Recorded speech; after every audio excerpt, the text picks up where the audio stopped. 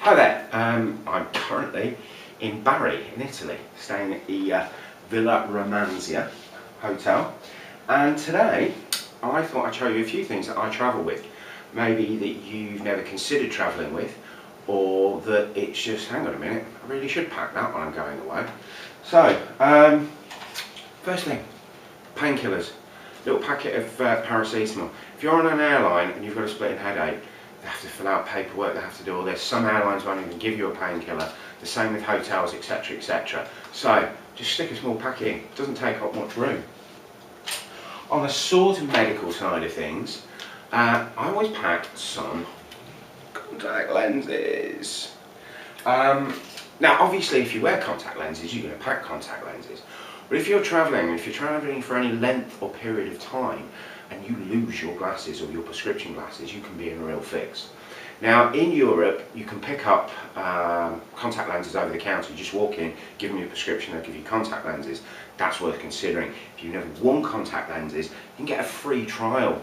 Nip into any of the opticians on the high street, they'll give you a free trial, they'll give you a section checking your eye, putting them in, all that sort of stuff, so you know that you can wear them, and they'll give you 3 or 4 days worth for free. They're always worth packing in, because if you lose them, you're in a pickle.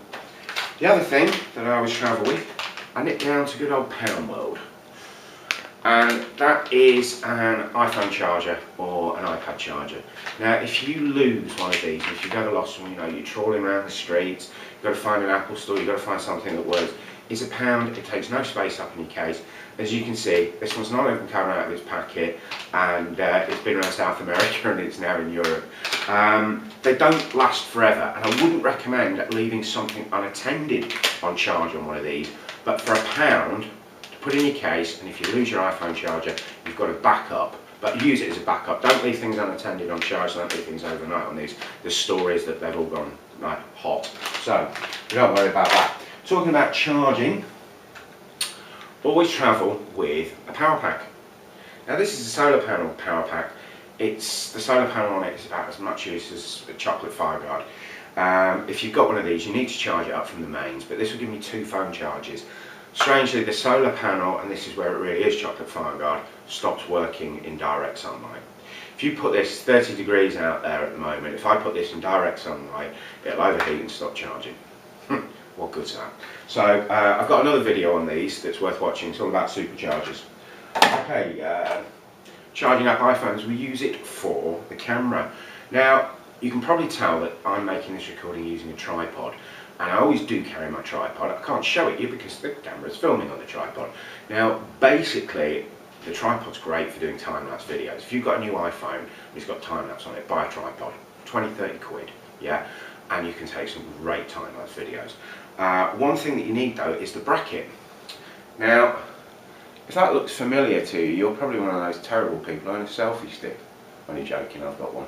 But this is the attachment on the end of the selfie stick, and as you can see, it's got the ring to go on the tripod. So when I want to put my iPhone on the tripod, I put this on. So that's another thing I travel with. Always travel with a pen. If you're flying out of Europe, you need to fill out a landing card. You're sat on the plane, nobody has a pen, the stewardesses don't want to give you a pen, trust me, I know the air stewardess, pens was obsessed by them. Always stick a pen in your pocket. Very, very important. Spare headphones.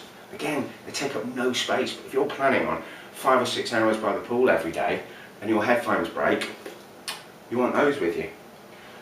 What else do we travel with? Here's a good one. The Amazon Fire Stick.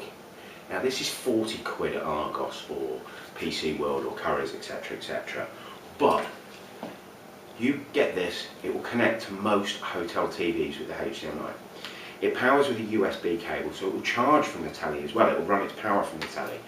You put a VPN on one of these, you can watch all your British TV anywhere in the world. Look at that, look at what you have to carry. And that will give you British TV on anywhere in the world. What's great about the Fire Stick, which many media players won't do, this will connect to hotel Wi-Fi. You know when you have to connect and it gives you the login page and you put your room number in, your last name, etc, etc. You can do that on a Fire Stick. You can't do that on lots of other devices, lots of other media players. So yeah, look at that. No bigger than a packet of cigarettes, less the size than a book, and that'll give you all your British TV anywhere in the world. You just need to use a VPN. There's a link in the description to another video. which will show you all about how to set one of these up and what to do with them.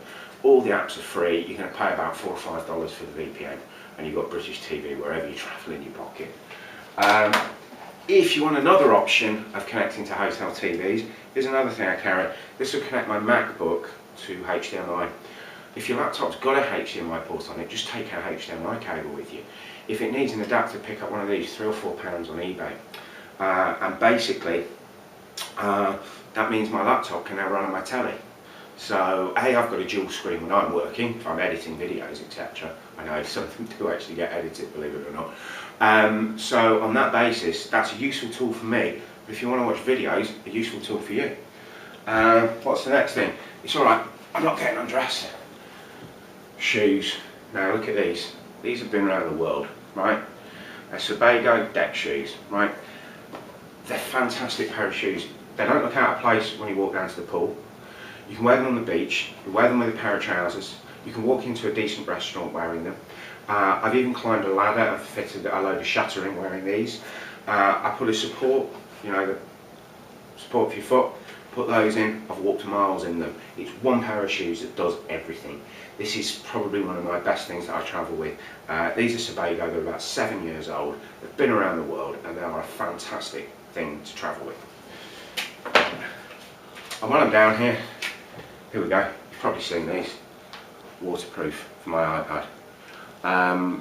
Allegedly the iPhone's waterproof, I don't want to test it out, maybe I will test it out when it comes to the end of its life, but my iPad's certainly not waterproof, but I like it by the pool, so I keep one of these.